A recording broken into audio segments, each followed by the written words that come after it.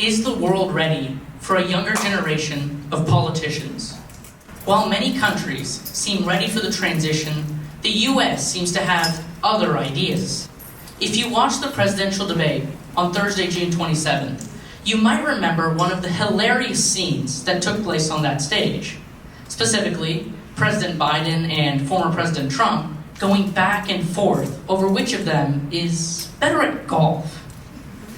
This exchange was quite representative of a common pattern in that debate, insulting each other over petty issues rather than speaking to the nation on who would better address our top concerns, such as the border, foreign adversaries, inflation, homelessness, the drug epidemic, and climate change.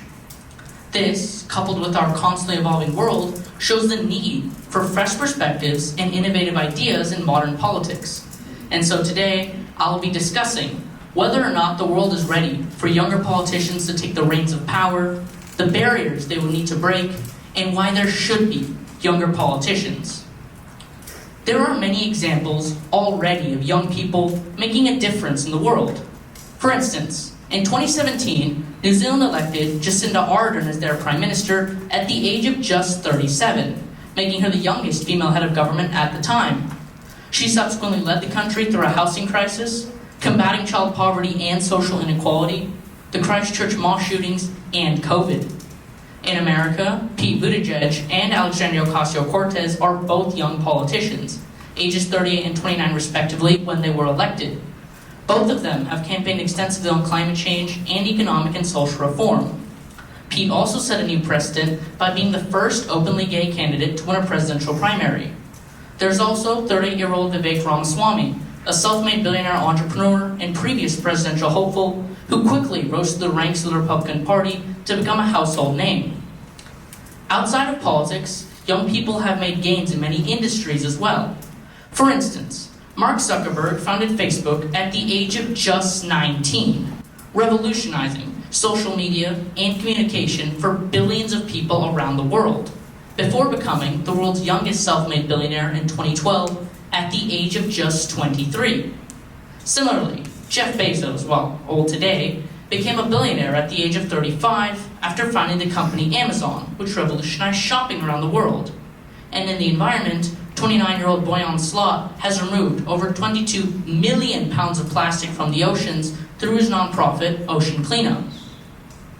As incredible as all of this sounds, especially considering it doesn't include the work millions of young people are doing around the world, it shouldn't make you believe that there aren't any barriers, because there are a lot of them.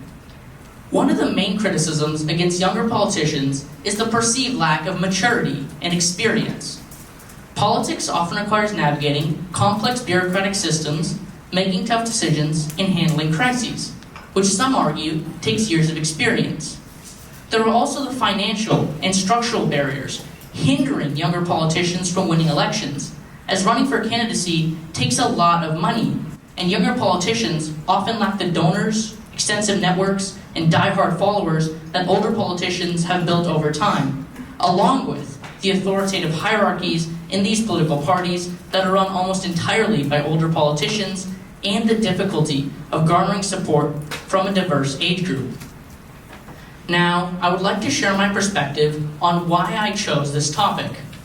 I earnestly believe that America needs fresher perspectives in its politics, and I also have a desire to one day join politics and bring a change for the better in this nation, for which I believe I'm already starting to break some of the barriers faced by my fellow youth, through things like participating in debates, where I often advocate for important topics such as this, becoming the president of my school student council, which allowed me to bring positive reform, other events like Young Sharks pitch competitions and this TEDx talk, which give me valuable experience on public presenting, and recognitions, such as the Kiwanis Hope of America Award, which show that I, just like the other youth in this nation, am capable of leadership and bringing positive change. Overall, what is the path forward for a younger generation eager to see representation in modern politics? Well, there are a lot of ideas, from political mentorship programs to electoral reform, to using social media to rally youth support and money around young, energizing, and dynamic candidates. But whatever we do, it is clear that the world is ready for younger politicians who can bring energy, innovation, and a keen understanding of issues to the table as evidenced by their success in other countries. And looking at the presidential election this year, and combined with ample evidence that young people have broken the ceiling and opened barriers, I believe the time for change is now. Thank you for listening.